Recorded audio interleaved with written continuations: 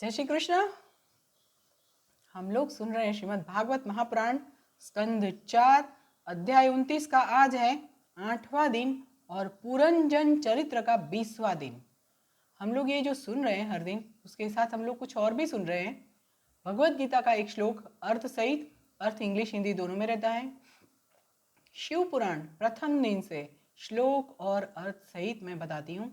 आप सब लोग हर दिन देखिए, और अभी तक आपने मेरा YouTube चैनल सब्सक्राइब नहीं किया है तो तुरंत ही बेल आइकन के साथ सब्सक्राइब कर दीजिए, जिससे मैं वीडियो अपलोड करूंगी तो तुरंत ही आपको नोटिफिकेशन मिलेगा। चलिए। ओम श्री गणेशाय नमः। ओम एम सरस्वत्यै नमः। ओम श्री सद्गुरुदेवेभ्यो नमः। श्री कृष्ण शरणं मम। ओम विष्णवे नमः। ओम श्री लक्ष्मी नारायणाय नमः। हमने कल सुना था कि पुष्प वाटिका में एक हिरण का जोड़ा था, उनको डुक्कर देख रहा था। वो हिरण का जोड़ा घास खाने में और भ्रमरों का मधुर संगीत सुनने में मशगूल था, परंतु पीछे से शिकारी ने आकर उसको बाण मार के उसको खत्म कर दिया। परंतु हिरण को कुछ भी पता नहीं चला। ये रूपक है, ठीक है। उससे आगे उसमें भ्रमरों का गुंजारव जो बताया है वो स्त्री पुत्र का मीठा बोलना है। देखिए, यहाँ पे मनुष्य की बात मैं बताऊंगी, स्त्री पुत्र वो उस समय की बात है, परंतु मैं सिर्फ और सिर्फ आपको यही बताऊंगी किसी भी मनुष्य की बात है। स्त्री के लिए भी पुरुष और पुत्र होता है, राइट।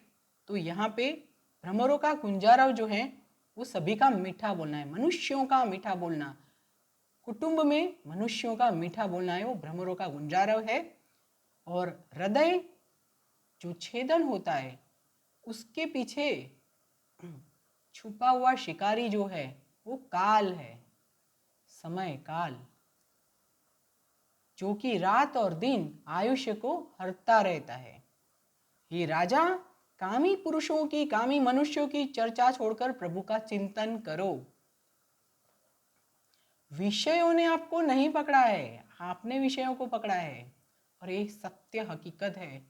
हम लोग ही विषयों को पकड़ते हैं। क्रोध, लोभ, लालच, मद, मोह, अभिमान, टेस्ट, खराब बोलना, खराब सुनना, ये विषय हमने पकड़े हुए हैं। विषयों ने तो हमको नहीं पकड़ा है।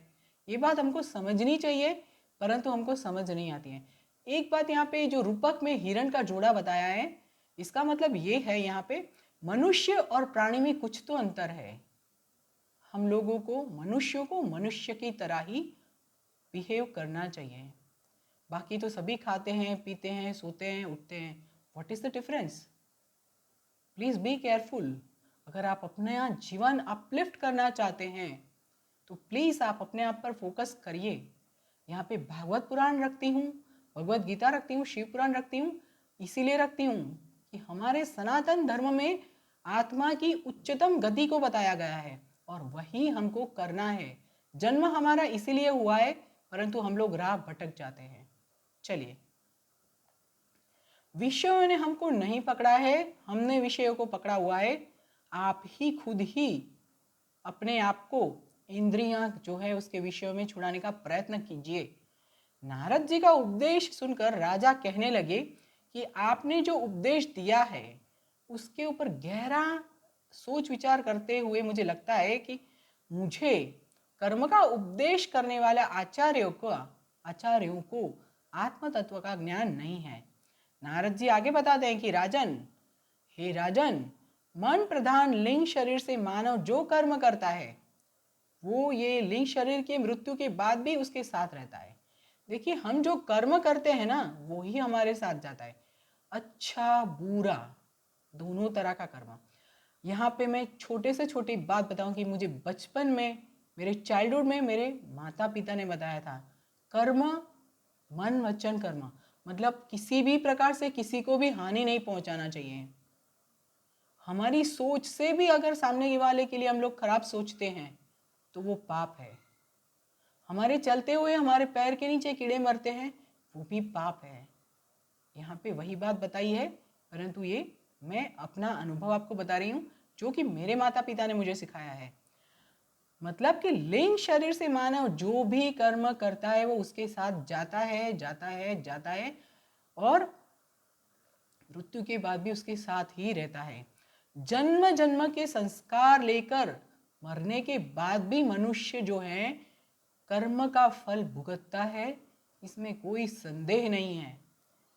जब तक वासना निर्मूल नहीं होती है तब तक जन्म और मृत्यु का जो चक्कर है वो पूरा नहीं होता है। वासना बहुत प्रकार की है। किसी से बदला लेना, किसी से प्यार होना, किसी से नफरत करना, किसी ने खाना अच्छा नहीं बनाया तो गुस्सा करना, बहुत प्रकार की वासनाएं हैं। आप अपने आप को संभाल लीजिए, यही बहुत है।